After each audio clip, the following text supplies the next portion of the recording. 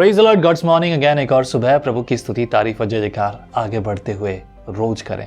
हमने पिछली बार जब 17 अध्याय पढ़ा था तब हमने क्या देखा, लूक जो मीका ने है, जो अपने घर में एक व्यक्ति को रखा है जिसे उसने अपना पिता ठहराया, पुरोहित ठहराया और उसका जो है संस्कार कराया, सब कुछ उसने किया। लेकिन अब जब खा पीकर जब हो जाते ना, मैं हमेशा कहता हूँ, प्रभु सब उपदेशक ने कहा और उसने जो कहा मैं भी वही कहता हूँ कि प्रभु उतना ही मिले कि मैं तुझे याद रखूँ, तुझे भूल ना जाऊँ। और पता है, रोटी खा लेना हम, ये ज़रूरी है, बस इतना काफ़ी है। इतना नहीं कि रोटी बिखेरे। अगर कोई रोटी बिखेरता है तो उसकी ज़िंदगी बहुत ख़राब हो जाती है, वो अपने सृजनहार को भूल जाता है। This was the biggest reason जब इजराइलियों को परमेश्वर ने उनकी ज़रूरत तक दिया। जितनी भी लोगों को आप देखो, जब उन्हें खाने को एक्सेस मिल जाता है, ज़्यादा मिल जाता है, वो बिखेरते हैं। अगर आपको भूख लगी हो और आपके पास सिर्फ 2 रोटियों खाने के लिए, थोड़ी सी सब्जी हो, चटनी जैसा, और आप वो खा रहे हो, तो एक एक दाना तक आप खाओगे, कुछ भी बचेगा नहीं। आप प्लेट में ऐसे खाओगे जैसे कि धुली हुई हो, गंदी थी ही नहीं कभी। This what will be your response, right. लेकिन यहाँ पर भी ऐसी ही घटना हो रही है, जब खा पी कर जब तृप्त हो जाते तब गलतियाँ करते। हम ऐसी गलती ना करें, इसके लिए कलीसिया है। तब रिश्ते अलग थे परमेश्वर के साथ, आज रिश्ते अलग हैं। आज हमारी रोज की जिंदगी, रोज की संगति है परमेश्वर के साथ। अगर है तो हम ऐसी गलतियां नहीं करेंगे। इसलिए पौलुस कहता है, आत्मा के अनुसार चलें तो हम शरीर की अभिलाषा कभी पूरी नहीं करेंगे। यहाँ 19 अध्याय पढ़ेंगे आज। 19 अध्याय में एक लेवी की घटना हो रही है और लेवी ने क्या किया है उसके बारे में देखेंगे, क्योंकि ये आत्मा के अनुसार नहीं चलते थे। ऐसी गलतियां लोगों ने की हैं हमेशा। Let's read it. 19 अध्याय में पहले वचन में लिखा है, उन दिनों में जब इजराइलियों का कोई राजा न था। हमने बीते अध्याय में पढ़ा, सब अपनी मर्जी से चलते थे। आई बिलीव चैप्टर 15 चैप्टर 14 में शायद, है ना, कोई राजा नहीं था और सब अपनी मर्जी से चलते थे और अपना जो चाहे वो काम करते थे, जिसको जो अच्छा लगता था वही करते थे, क्योंकि अब उनके रिश्ते अच्छे नहीं थे परमेश्वर के साथ। 19 अध्याय के पहले वचन में लिखा है, उन दोनों में जब इजराइलियों का कोई राजा न था, तब एक लेवी पुरुष एप्रैम के पहाड़ी देश की परली और परदेसी होकर रहता था, जिसने यहूदा के बैतलहम की एक रखेली रख ली थी। उसकी रखेल व्यभिचार करके यहूदा के बैतलहम को अपने पिता के घर चली गई और 4 महीने वहीं रही। तब उसका पति उसके साथ एक सेवक और 2 गधे लेकर चला और उसके यहाँ गया कि उसे समझा बुझाकर ले आए। वह उसे अपने पिता के घर ले गई और उस जवान स्त्री का पिता उससे भेंट करके आनंदित हुआ। तब उसके ससुर अर्थात उस स्त्री के पिता ने विनती करके उससे रोक लिया और वह 3 दिन तक उसके पास रहा, इसलिए कि वहाँ खाते पीते टिके रहे। चौथे दिन जब वह भोर को सवेरे उठे और वह चलने को हुआ, तब स्त्री के पिता ने अपने दामाद से कहा, एक टुकड़ा रोटी खाकर अपना जी ठंडा कर, तब तुम लोग चले जाना। तब उन दोनों ने बैठकर संग खाया पिया। फिर स्त्री के पिता ने उस पुरुष से कहा, और एक रात टिके रहे और आनंद कर। वह पुरुष विदा होने के लिए उठा, परंतु उसके ससुर ने विनती करके उसे दबाया, इसलिए उसने फिर उसके यहाँ रात बिताई। 5वें दिन भोर को वह विदा होने को सवेरे उठा, परंतु स्त्री के पिता ने कहा, अपना जी ठंडा कर और तुम दोनों दिन ढलने तक रुके रहो। तब उन दोनों ने रोटी खाई।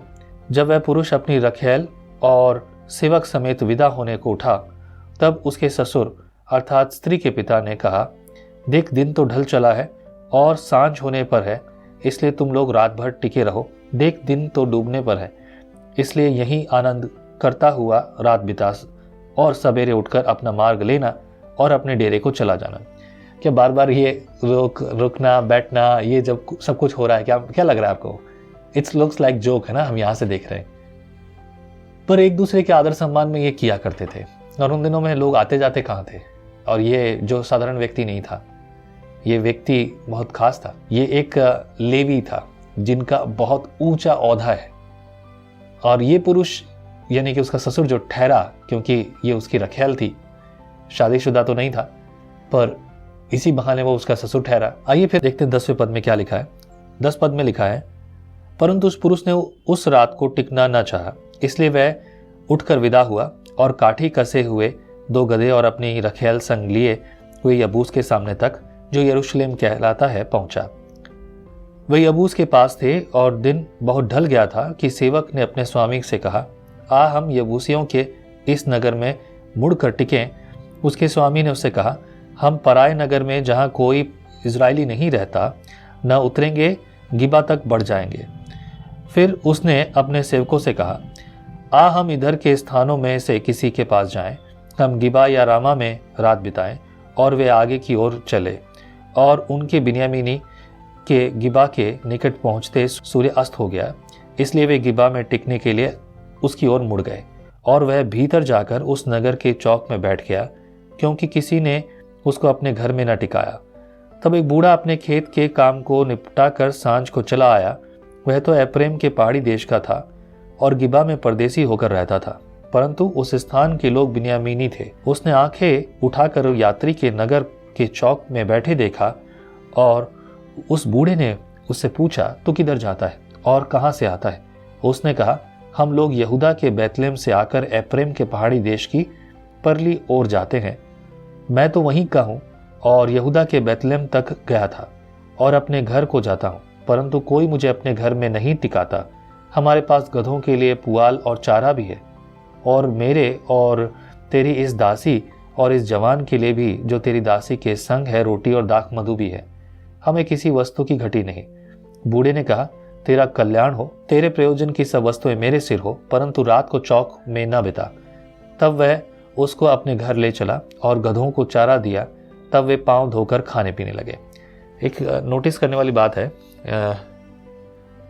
हमारे यहाँ भी ऐसा होता है और मैं जानता हूँ कि बहुत सारे हमारे देश के लगभग सभी प्रांतों में ऐसा होता है। कुछ जगहों को छोड़कर जब भी कोई आता व्यक्ति तो उसका आदर सत्कार किया जाता, पूछा जाता। राजस्थान में तो ऐसा होता है कि जब लोग आते हैं तो पूछते हैं, भैया कौन हो, कौन जात हो, किसकी क्या जाति है तुम्हारी। राजस्थानी भाषा में ही बात करते हैं। और जब ये पता चलता है कि वो किस जाति का है, किस जगह का है, तो गांव ये देख के, ठीक ऐसा ही जैसा इसके साथ हुआ कि ये किस जाति का है, उस जाति वाले गांव में जाएगा। आसपास गांव बहुत सारे, कभी इधर कभी उधर कभी उधर, हर 2-4-5 किलोमीटर में 10 किलोमीटर में गांव तो मिलते ही मिलते हैं। और गांव में पहुंच कर भैया उस गांव में चला जाना, यहाँ से उस गांव में चला जा, वहाँ तेरी जाति के लोग हैं, कोई ना कोई तो टिकाएगा। कहीं ना कहीं रिश्ते जुड़ जाते हैं। लोग उधर से उसकी जाति, इसकी जाति, अरे उसको जानते हैं और रिश्ते जुड़ जाते हैं, लोग रहते हैं। शुरुआत में ऐसा ही था। तब रेस्टोरेंट, ये होटल्स और ये सब कुछ तो नहीं थे, ठीक है, सराय वगैरह तो इतने नहीं थे।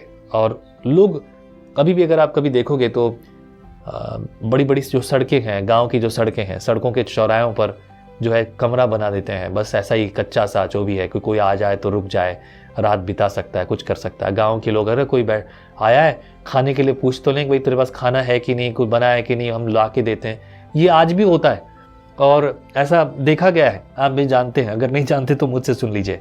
मेरे ऐसे अनुभव नहीं कि मैं कभी ऐसा टिकाऊं, लेकिन I know this kind of situation in बहुत सारी कहानियां सुनी है। बहरहाल इनके साथ भी ये घटना घट रही है और इस घटना के दौरान किसी ने कहा कि तू चिंता मत कर, चल कोई नहीं है तो मैं तो हूं, चल मेरे घर चल। एक बूढ़ा व्यक्ति जो खेत में से लौट रहा है। लोगों की बात है, इजरायलियों ने इजरायलियों की मदद नहीं की और उसके पीछे भी कई रीज़न है। आज का समय ऐसा नहीं है कि आप हर किसी को घर में बैठा लें, क्या पता किस तरह की सिचुएशन हुई है। हाल ही में एक बहन का मैसेज था और उसने मुझे बताया कि उसके हस्बैंड ने जो है जेल में है और 10-11 महीने हो गए उसे छुट्टी नहीं मिल रही है, उसे मतलब बेल नहीं मिल रही है। क्यों नहीं मिल रही है? क्योंकि उसके पास स्मैक पाई गई है, कुछ मादक पदार्थ, मैं एग्जैक्ट नाम भूल गया हूँ, हीरोइन स्मैक, मतलब ऐसी कोई चीज़ पाई गई है जिसकी वजह से वो इलीगल है रखना उसे।